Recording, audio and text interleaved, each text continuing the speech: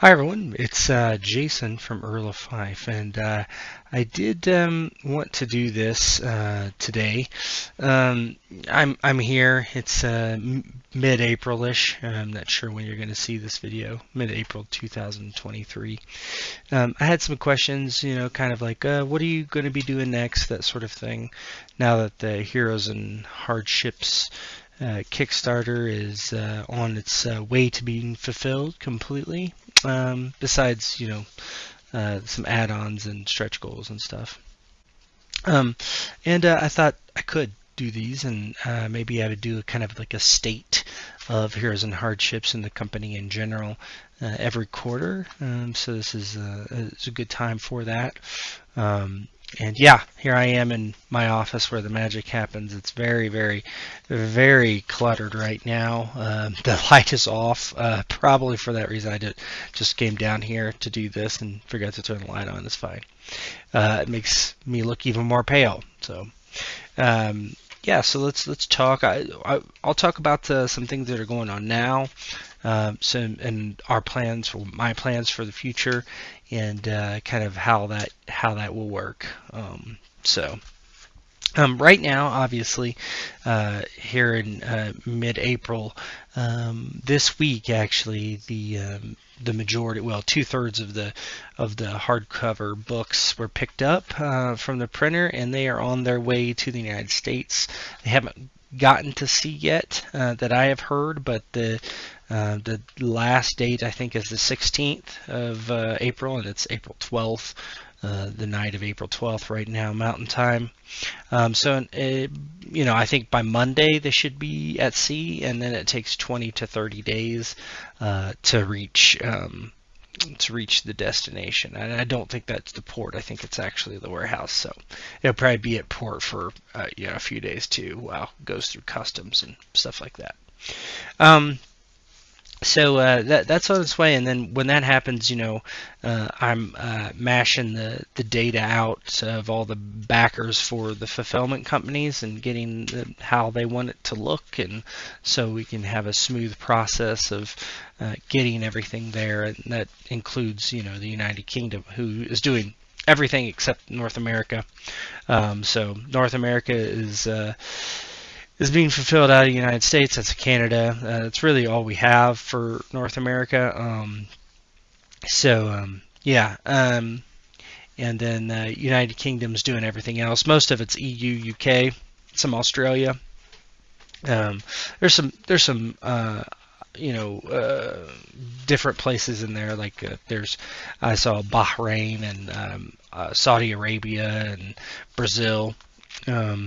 So there's a few that are outliers, but yeah, so that's going to happen relatively soon. So hopefully by the end of May, at the very least, that this is books are on their way to people. Yeah, so we are on that train, getting ready to get there. So I'm pretty pleased.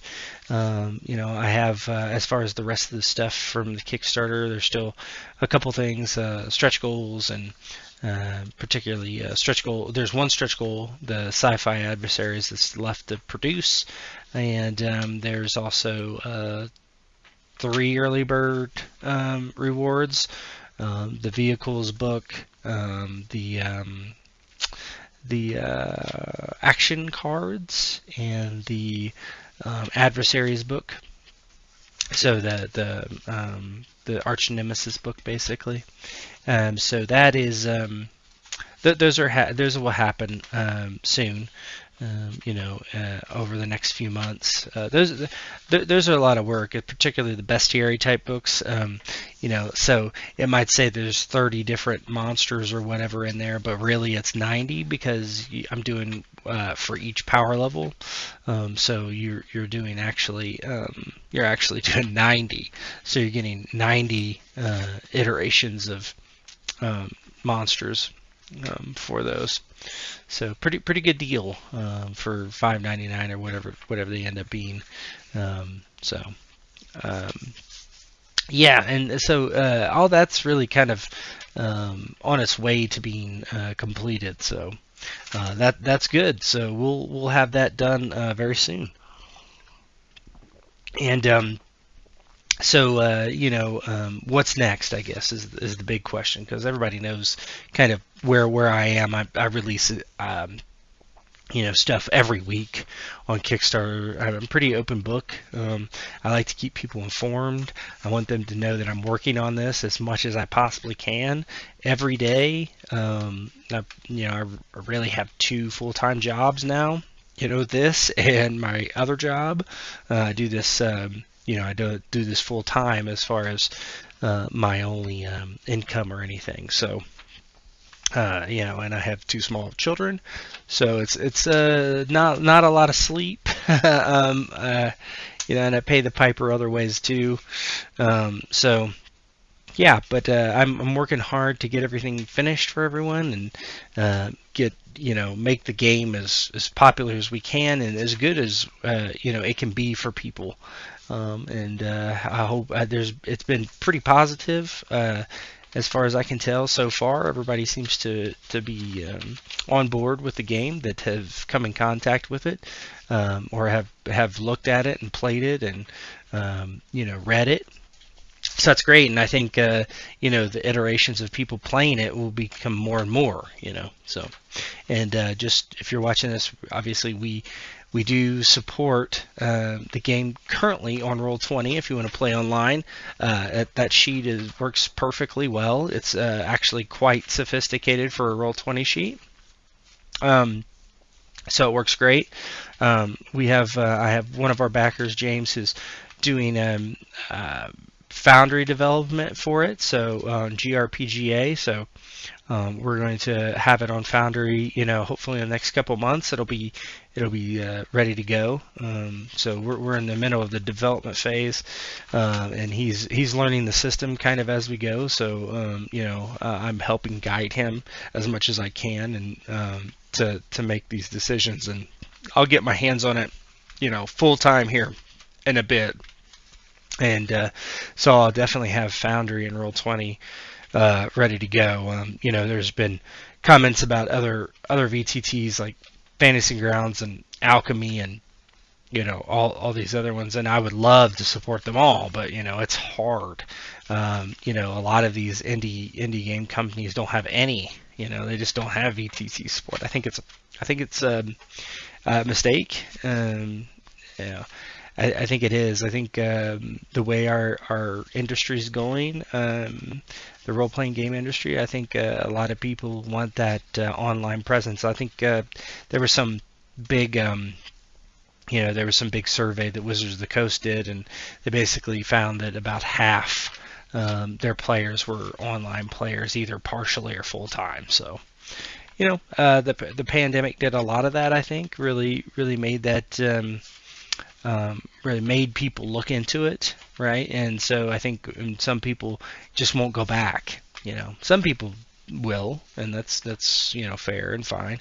But some people just won't go back, or they'll just supplement their face-to-face games with that. So I think it's pretty important. And I try to Roll20 was what I used for a long time, and I still use primarily. I use some Foundry, but yeah, and so and Roll20 is pretty flexible like that, and it lets a novice coder like myself, build the character sheet. I do tech work, but I don't do coding by and large. So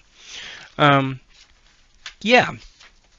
So that's where we are. I'm kind of gonna probably ramble through this and come back to topics and whatever. I'm kind of a rambler in these, especially if it's just me talking to myself and basically in the mirror.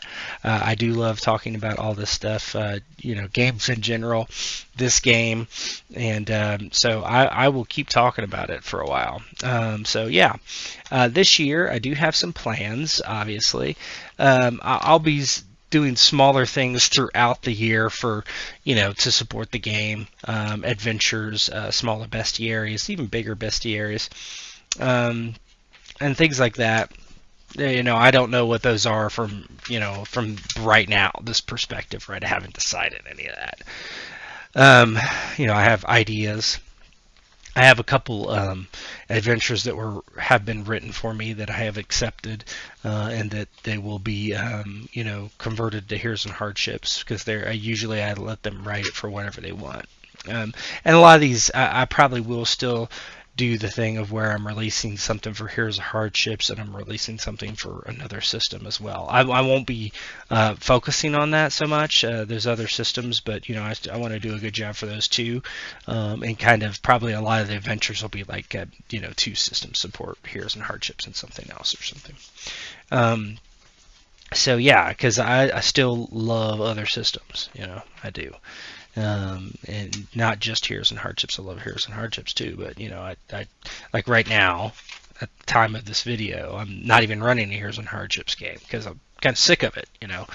Sick of it in the way of I've been running it for pretty much 2 years straight for really heavy play testing, and I just kind of wanted just a break. Um, so yeah, I'll be back on it here soon, though. Yeah, but for right now, I took a little break because I typically go from one system to the next system to the next system. My leisure gaming, and so yeah. Upcoming as well is I do have a couple announcements, and one is the Interstellar setting guide. And Interstellar is it's going to be a small little setting guide, mainly based on FTL rules, an FTL subsystem for very specific faster than light travel and how you would do that, and giving ways for people to do that, and they can use it in the Interstellar setting, which is kind of a conglomeration of different smaller things, settings, adventures, that sort of thing, fantasies, sci-fi, sci-fi, horror. It doesn't matter what's in there. It can be anything. There's not a general governing rule for every single setting that I'm going to plug in there. So yeah, you can separate them by sectors, and it's interesting. I think it's going to end up being about 20 pages. We'll see. It's mostly finished. So I'm still working on some details, and I have people interested in helping me with some certain things, like coming out, with their own parts of the setting for Interstellar. It's going to be cool. So that's going to be kind of our generic sci-fi setting ongoing, and kind of my plan for this setting and other settings is there's a much beloved, for the most part, setting called Harn, if you don't know. Currently released by Columbia Games. They also released Harnmaster. We're not going to talk about Harnmaster, but the setting Harn is quite beloved, and really it's completely piecemeal, right? It's there's not one humongous setting book, really. There's some in the Harnmaster book, and there's just tons of smaller supplements for it, and that's kind of a bit the way I want to go with some of this. And there's a couple reasons why. One is because the core rule book took me 7 years to develop, write, play test, and that last bit of layout and editing and the running the Kickstarter and everything. And I can't, if it takes me 7 years to write another book, then I'm done, right? This is my last book, basically. And so I don't want to do that. So it can't be some gigantic book, right? And I know that a game, or basically a system neutral or a setting neutral system, is going to be a lot of work versus like a setting, right? Obviously, but I want to be able to get things out to you as quick as I possibly can, and still have good quality of the products. So my idea is to keep a lot of these settings smaller, and so like I'll come out with the setting guide for Interstellar, and then a couple months later there'll be a couple adventures for it, and those adventures will have certain systems that you can plug into your own games, and setting guide will tell you how to create your own systems and your own sectors and that sort of thing. So yeah, that's kind of the plan with Interstellar. So you're going to see that come out pretty soon. I think probably within a month and a half. Yeah, it depends how, sidetracked I get, and obviously I'm still doing Kickstarter stuff, but I kind of am splitting my attention between Interstellar and whatever the next thing that I'm working on. So, yeah. Um, so yeah, that's the smaller, more immediate stuff, and I have, like I say, I have a couple of ventures in queue for that. Now there are two projects that I'm just going to give code names for. Sounds pretty impressive, right? Code names, because I don't. I know what the names are. I think the titles, but I don't want to. I don't want to say it because maybe not, right? The first one is so these are two targeted for Kickstarter this year, ideally, or crowdfunding, right? I don't know if it's going to be Kickstarter, probably, but um, the first is Project Beardy Boys. um, and Project Beardy Boys is something I'm working on with Cody Lee, and Cody Lee is a writing partner of mine that I've had for a while. He kind of stepped away from doing role-playing games, but he's come back, and we're going to work on this setting together. And yeah, it's a setting. So we're working on it. It's pretty interesting. It's gonna so there's a couple interesting aspects to it. Now, it's not going to just be a Heroes and Hardships setting. It's going to be released for another system as well. I'm going to kind of not talk about what that other system is just yet, but it's something that is popular and would be done to help shine a light on not only Heroes and Hardships, but the Kickstarter itself, and have it be a monetary success. Right, Heroes and Hardships itself was a kind of the roots of my gaming company going forward. So I could absorb some loss or high expense and production value and stuff. And if you've seen that core rulebook, I think which 95% of it's original artwork from some of the best in the industry, and it's not cheap, right? So this is there's some plans there, and I will say that I'm notoriously bad at changing my mind about projects until I really sink my teeth into and say yes, we're doing this. But I can I might change my mind. So don't hold me to Project Beardy Boys. That's why I'm not officially saying, hey, we're gonna do Tetsubo. That was a mistake, right? Because I said that, and we're not doing Tetsubo anymore. For those who know or don't know, for various reasons, I'm not going to go into it. Mostly, it just wouldn't get done on time for the license agreement, and I didn't want to hold up Dave and Jamie from exploring building out Tetsubo themselves because I know it was half written for Outlaws role playing game, which I don't know anything about truthfully, but I kind of wanted to do something else anyway. After kind of sitting on it and thinking about it and reading the manuscript over, and just kind of I still plan on doing something like that, some sort of samurai setting, feudal Japanese based setting, but I kind of want to put my own spin on it, and Tetsubo is a little kind of a bit more historical based, and just more focused on the politics and that sort of thing, and it didn't really jive with what I was thinking of exactly. So anyway, it's cool. They have the rights to it again, and we'll move on. But Project Beardy Boys. So the last thing on that is kind of the way it's going to be produced, and so I saw this book come out recently, this role-playing game book from Andrews McNeil, which they produce Zweihander primarily, kind of. And I think this was the last official new book they've published, I think.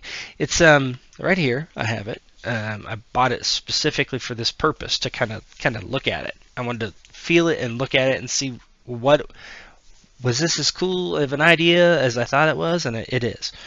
So it's To Be or Not to Be a Villain, and it's a flip book. So what's a flip book? So a flip book is on one side, it's the covers are inverted. Okay, so if I'm looking at one, you're seeing upside down, but I'm seeing right side up. So what does that mean, right? So one side is one system and the other side is another system, and down the middle it's split. The pages follow the cover, and they're inverted and in the middle, right? When the adventure stops in the middle, it's inverted. Okay, so I would have Heroes and Hardships on one side and System X on the other side, and it's an interesting way to do it. The other option is to split the books in two.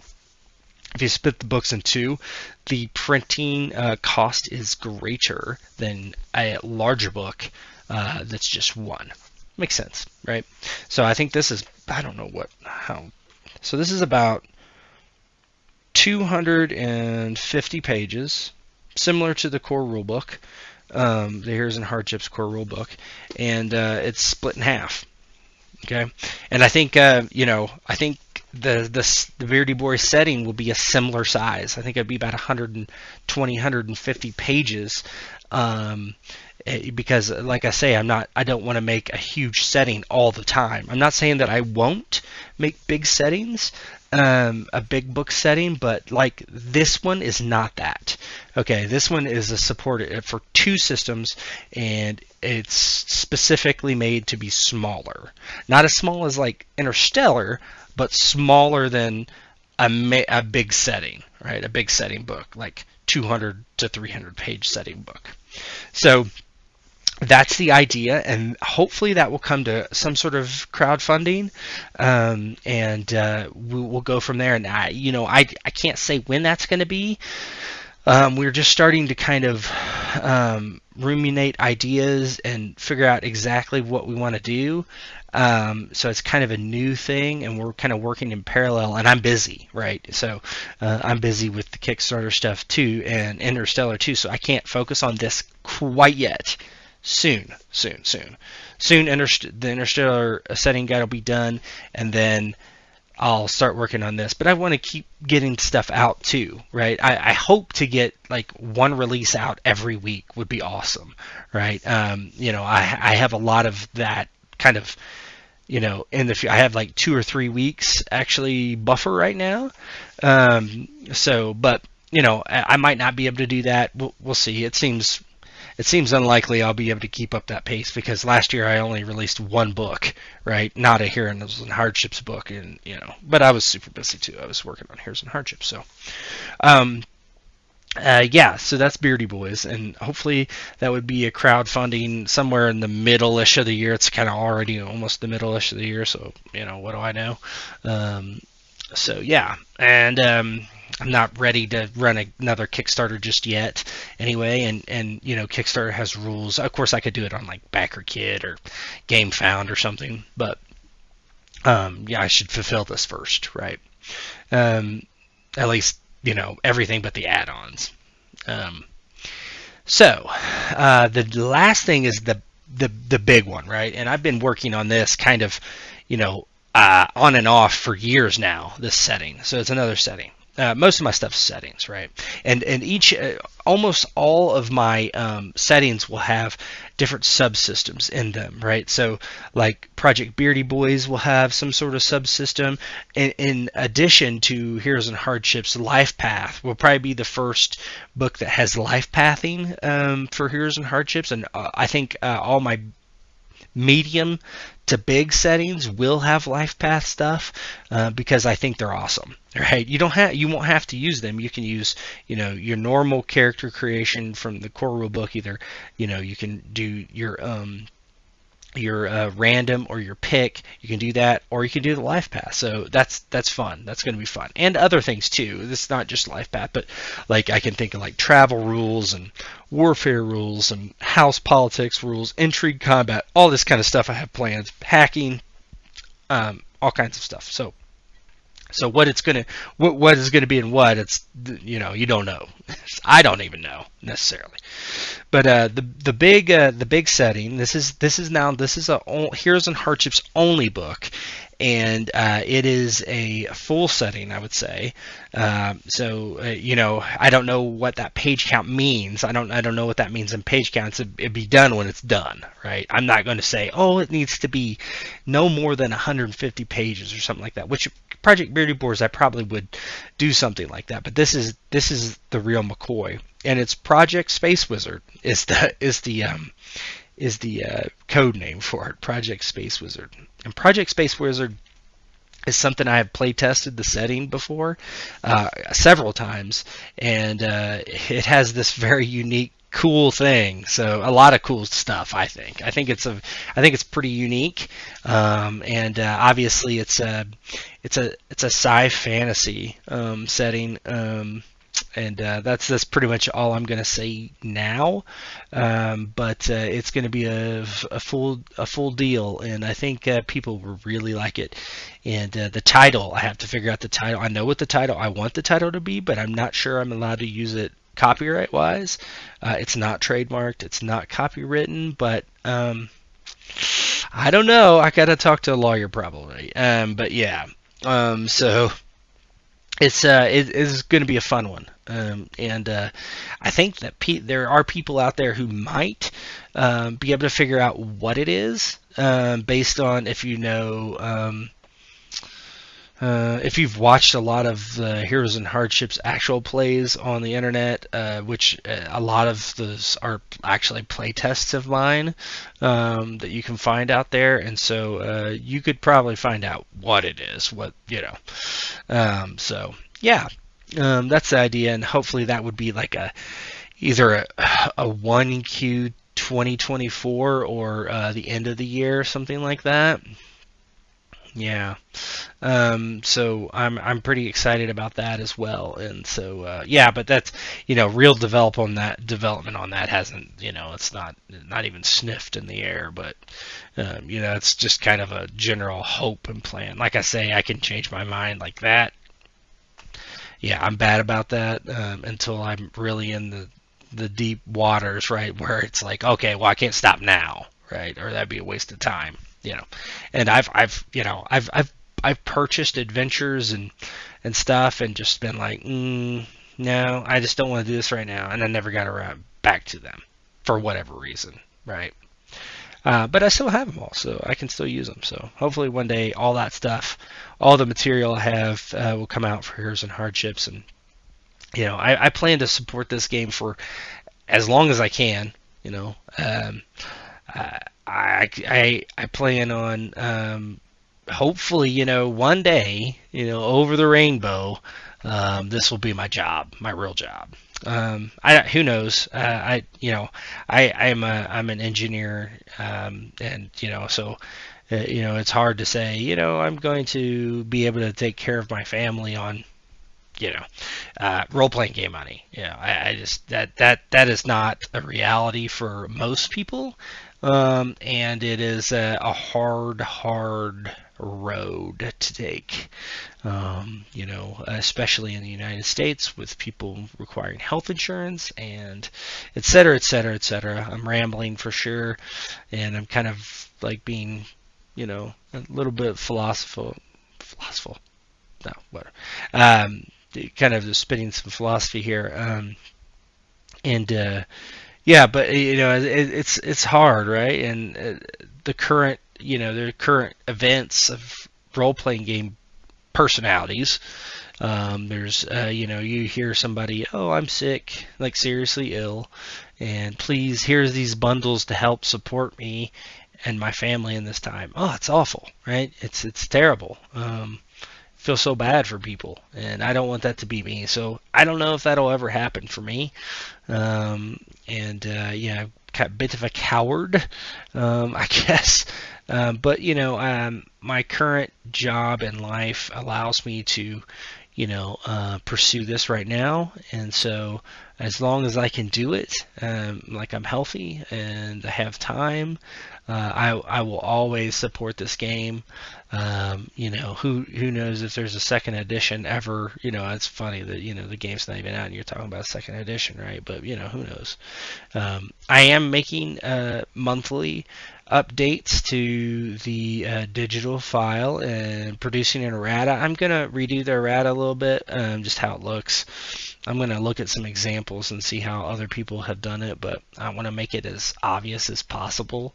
I might take actually like a capture of what it looks like, in the old book and say, here's what it should look like. And it's all like, I forgot to put this sentence in, or this would clarify something, or whatever, or this example is wrong. I found one that the example is wrong. I mean, come on, you try to make things perfect, and it's just impossible, unfortunately. Yeah, and I'm sure more things will come out as more people get their hands on the book and really dig in. I say, hey, this doesn't make any sense. It's like, how is this supposed to work? And they're like, oh shit, whatever. If there is there might be a second printing. Who knows? I hope there would be. That would be cool, to do a second printing of the book sometime down the road, a couple years or earlier, if it catches fire. And then that'll all be resolved, until the next thing's found, right? Whatever. I'm excited to get going and release more stuff, more new stuff that people haven't seen. I've been releasing those extra stretch goal adventures, which are primarily converted from other things that we've done. There's three of those have been released. So there'll be three more for print hero and above backers. So they'll get those as well. When it's just kind of when I get time to quickly convert something. Not quickly convert something, but I can do them. Like time-wise, I can do them pretty quickly. Especially the shorter ones. It doesn't take a huge amount of effort for the gain that people get. You just get a free adventure, and that's great, right? Like I say, I plan on there'll be more bestiary stuff, more settings, as far as like releasing mechanically only books, like I don't know, you'll see a lot of that. I think things will be kind of paired up with something else a lot. Now, there are some ideas I have, like a magic book, right? Like, here's a ton of more spells, and here's some new ways to do spells, and new schools, and not so much skills probably, but so that might happen too. Just kind of like what hits me as needed, right? And how can I get that out there?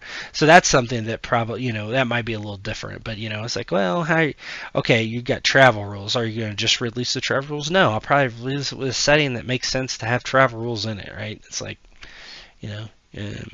so it incentivizes people as well to look at that setting for the rules, and there's business reasons why you would do that as well, right? And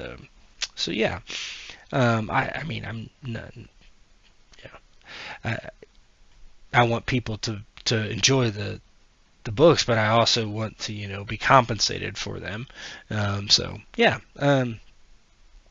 I'm very appreciative of everybody who's backed the game, or even looked at the quick start guide and said, this sucks. I don't like this.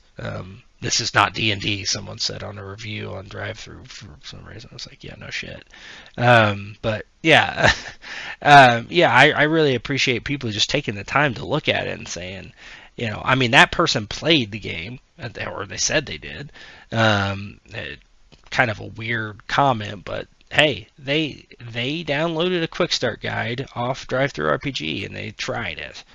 You can't ask for much more than that, especially when Wizards of the Coast and D&D 5e holds such a share of players, and not just D&D based, D&D adjacent games. And then you think of the share as like overwhelming. You have Pathfinder and you have 13th Age and you have games like that. I guess I wouldn't consider Cypher that, but you have games like that, and the the amount, the percentage of players that just play 5e is incredible, or that's their primary game, and that's mostly what they play. I couldn't guess, I couldn't say what it is, but it's over 80% for sure, I would think. So when you're grasping at that, that little piece of the pie, and you want some of that little piece of the pie, and anybody who looks at it, it's like maybe they say, oh yeah, that Heroes and Hardships game, it wasn't for me, but you like dice pools, oh go try that then. You like D10s, go try that. You like whatever, right? It's a niche. You break down the niches even further, right? And they can split off, right? I like D10s, I like universal systems, I like whatever. Um, yeah. But yeah, and then in the universal space, universal games, there's a couple big players, obviously Savage Worlds and GURPS, and I'm a big fan of GURPS primarily. I was weaned on GURPS, back in the day when other people were playing D&D. I was playing GURPS. I played my share of AD&D and 3.5 as well, but GURPS was my thing. So there's GURPS, there's Savage Worlds. There's BRP is making a big comeback now, big gold book. Now it's like a big tan book or something. So BRP is trying to run me out of business. BRP, and then they have like Cortex Prime and other games like that. There's plenty of them out there. And then there's like semi kind of universal, like universal for more like fantasy games, like kind of like Zweihander. Doesn't really have a set theme necessarily, even though it kind of does. There's games like that too. You pick your niche, and that's just the way it is, and you just roll with it. So hopefully people like my brand of game that I've designed and presented to people, and if they don't, then they don't. And I just want people to try different games. In my game or somebody else's game, please do. Please try it. Try it, and maybe you'll find something you really like. I mean, I think that if you're watching this, you probably, if you're still watching this, holy moly, but you probably are in the same kind of agreement that I am, unless you randomly are coming across this video on the internet, which is possible, but most people probably are coming to Heroes and Hardships for a reason, and if they're, interested enough to have me talk for 40 minutes at their face, then yeah, probably agree with me. So, yeah, what else? Like I say, I tend to ramble on these, and I will ramble quite a bit if I'm just sitting here talking, to myself. So, yeah, I just I'm like I say, I'm really appreciative of everyone who's backed the game, who's messaged me, who has helped me. Backers have helped me proofread the book. It was such a help to have other people just look through it and say, hey, this sucks, fix this, and I did. It's, where we found it. Yeah, and it's really made me feel like great about everything. It's made me feel this like long journey that I've been on is worth it. That hey, somebody played my game. Somebody actually played my game. I can't believe it. Not just me or my friends, but somebody played my game. Right, and that's the biggest honor that somebody could have in this industry. I think a designer.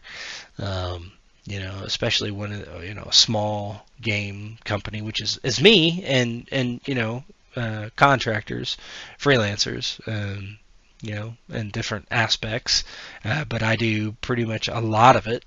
I do development, writing, project management, layout, graphic design, some of the logo stuff. I can't draw a stick figure, so I don't do any art. So there's that, and it's very hard to edit yourself. So I have a friend that she does proofreading and editing when she can. She's not a gamer, so it's like, you're not. She can do copy editing, but she's not going to do like, developmental editing or something. Developmental editing is hard when you are the only person that knows the system. Right? And that's not, my playtesters know the system quite well, but they're not editors, and they have real jobs, right? So yeah. But yeah, so all that help was just phenomenal. It was really appreciated. Made the book the best it could be, and actually get out eventually, right? I could just sit here and edit it and work on it and edit it and work on it and never get out, right? You see this, right? You see games, come to Kickstarter and they don't come out for another 3 years, and maybe who knows why, right? But eventually you gotta get the shit out there. You gotta release it. And some, either it's going to be good or it's not, or it's going to be somewhere in the middle. It's never going to be perfect, that's for sure. And it's never going to be to everyone's taste, that's for sure.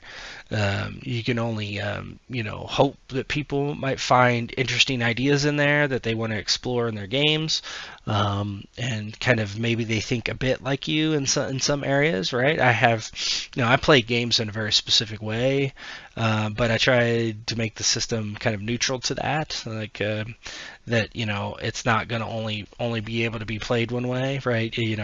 It's definitely you would consider it a traditional game instead of a narrative game, but I'm a person that thinks our groups does primarily role play, right? And yeah, we do combat and we do skill checks and all that stuff, but we're primarily there to role play. I've been running a campaign of Octung Cthulhu 2D20 in 3 sessions. There's no fighting yet. And it's because we're in there for the role play. But some people might not be improv actors, right? Or think they are, and they might want to play some other way, right? So I kind of like, Heroes and Hardships is designed to kind of promote what I thought helped people engage in a narrative that made sense. And when I say that, I mean, to me, my opinion is if you have combat and there's no consequences, why the hell have combat? It's just I don't get it. If you're going to win every battle, what is the thrill? What is the interest in it, right? If you 99% of the time are going to succeed, and there's actually very specific calculations to make sure you succeed. Yeah, I think you know what I'm talking about. And the GM follows those, so you just barely squeak by until you can rest and heal up and whatever. It makes combat a drag. Combat is interesting to me when there's real consequences. Any fight I can go into and I can die, right? And it's not because I want to TPK somebody, and it's not like it's supposed to be, I guess there's a bit of this thing in like OSR, particularly in old school D&D games. You could just die, right? I mean, you can just go in this place and just get wrecked. Because somebody rolled a d20 and you had 6 hit points and they rolled a d8 and they killed you, right? That's silly. That's nonsense. And there's games right now that do promote that. People love them, and I don't get it. There's one in particular I'm thinking of, and I'm not gonna like blast it here, but I don't get it. You like what you like. It's cool, but that's why Heroes and Hardships is kind of a complicated. I wouldn't even say complicated. It's just a lot of options for combat. Because if it's going to be something that's deadly, and Heroes and Hardships can be deadly, then you should control your destiny, right? You should decide if you want to go up and play whack-a-mole with someone, doing reckless attacks until someone dies, go for it. But you're putting yourself at risk. If you want to do cautious attacks and be careful and, be sneaky and all these things, then do that, right? But be in charge of your own destiny. Not just walk up to somebody, roll a d20, and if you roll high, you hit them, and they have 6 hit points, and you roll a d8 and you roll an 8, or they do that to you and you die. I attack, right? Oh, you can't defend yourself. He just roll. It's just I don't like that, and that's not what the system is. So that's kind of the philosophy on combat, and stuff. So I'm probably pretty much done. This has kind of turned into a bit more of a ramble than it's kind of me talking about what's coming next, but it's all good. I like talking about this stuff, like I said. So again, very appreciative of everybody who supported me. If you are interested in Heroes and Hardships, you haven't played it, you don't know much about it, we have a Discord. Go fifegames.com. Will lead you to all the places that you need to go. It's not a fancy website. Hopefully it will get better eventually when I have time to focus on it. But you can have links to our newsletter, our Discord. The game is there. Articles about the game are there. Our YouTube channel, which this will be posted on. Discord is probably the best place to go if you are into Discord, because it has it's like the central kind of brain of everything. It's got it's got links to everything you need. It really is probably the best way. The newsletter is great because you get free stuff and you get alerted to stuff. But if you're on Discord, you're going to get that. You're going to get alerted to stuff at least. You might not get the free stuff, but just get the newsletter and you'll see me say free this, free that, and you'll get it free. So yeah, newsletter, Discord, website, all good resources to know about Heroes and Hardships. The Quick Start Guide is 100% free. You can pitch in and give me money for it if you want. I would rather you get it for free and then spend that money on the core rulebook. You can get that for free from the website, my website, which is just free. You can't just give me money there. So on fifegames.com, you can download that. You will be sent a link. If you buy anything on the website, you're sent an email with a link to DriveThruRPG, so you can keep all of your games in one place. It's kind of one of the pet peeves of mine, so I made sure we did this. So you'll get an email. It'll say, here's your link to the Quick Start Guide. You click on it. It brings you to DriveThruRPG. You can download it. You got it. Or you can just go to DriveThruRPG. Doesn't matter. So you can get the Quick Start Guides, 96 pages. It's probably about 90-ish pages of content, something like that. There's an index. There's a table of contents that takes up some of the space. 85 to 90 pages of content. So you have all that there, and you can probably play games with it. Especially low medieval, there's no magic in there, so realistic games you can really get into. You could probably even play a campaign if you could figure out how to give yourself XP, which is not included, but go for it. Use it. Play it, see if you like it. Read it, see if you like it. If you do, then grab the core rulebook. I do, the core rulebook is priced what I think it's worth. It's $25 for a PDF, $55 for a hardcover. And that is because there was an incredible amount of resources, time, production quality, money put into it. And, I do tend to think that by and large, games are underpriced.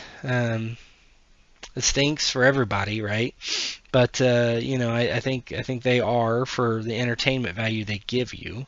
You can go to a movie and spend. Movies aren't that expensive now, but before COVID, you were paying $20 for a night movie, for 3 hours of entertainment. Then it's done. That's it.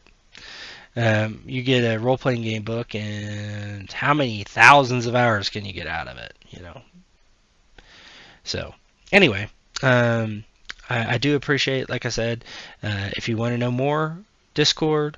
I am very, very happy to talk to anyone when I can, which is a lot. I'm usually around in some capacity unless I'm sleeping or actually working on something. Um, and so happy to talk, happy to, if you have questions or concerns or, hi, pat me on the back or tell me it stinks, whatever, I'll listen. Uh, but yeah, I just appreciate the interest, and it's been a long journey for various reasons. Just not development, but like all the things that you go through in 7 years. I had, you know, two children in 7 years. This is like so. It's crazy. So, yeah, and It's about 50 minutes, so I'm going to be off here, and I thank you again. This will be posted on our YouTube page, which because you're watching this, I guess. And I appreciate your support. Thanks, guys. Talk to you. Well, I'll probably do other videos like this, but I'll do quarterly recaps. So in a couple months, I'll do another one of like that sort of this, and probably have rambly crap at the end too. All right, thanks.